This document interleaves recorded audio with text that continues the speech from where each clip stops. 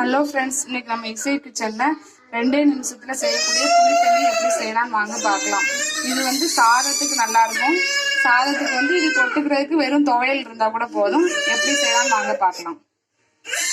அந்த புளி தண்ணிய கொஞ்சமா புளி எடுத்திருக்கிறேன்.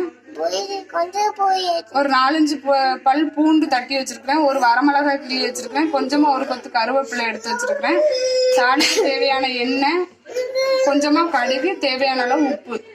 இப்ப எப்படி செய்யலாம்னு வாங்க பார்க்கலாம்.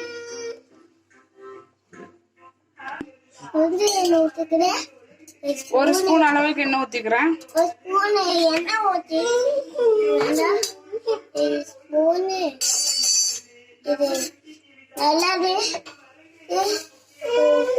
எண்ணெய் காஞ்சதும் கொஞ்சமா ஒரு ஸ்பூன் கடுகு போட்டுக்கிறேன்.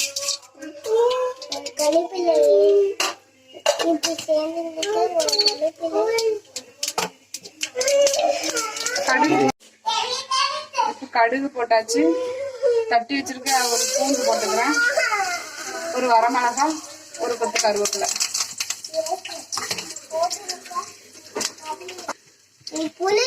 லைட்டா வதக்கிக்கலாம்.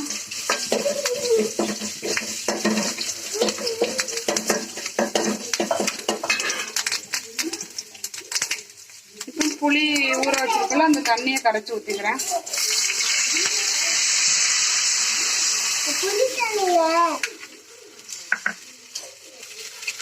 தேவையான அளவு தண்ணி ஊத்திக்கோங்க.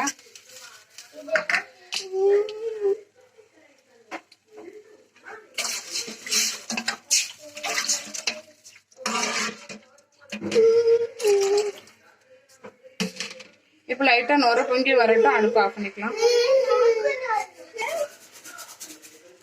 இப்ப தேவையான அளவு உப்பு போட்டுக்கலாம். நொர பொங்கி வந்துருச்சு, அடுப்பு ஆஃப் பண்ணிக்கலாம்.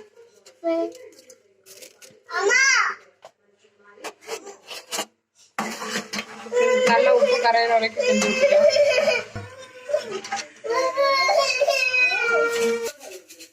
இப்ப சுவையான புளி தண்ணி ரெடி ஆயிடுச்சு. இந்த வீடியோ உங்களுக்கு பிடிச்சிருந்தா லைக் பண்ணுங்க, ஷேர் பண்ணுங்க, கமெண்ட் பண்ணுங்க, மறக்காம சப்ஸ்கிரைப் பண்ணுங்க.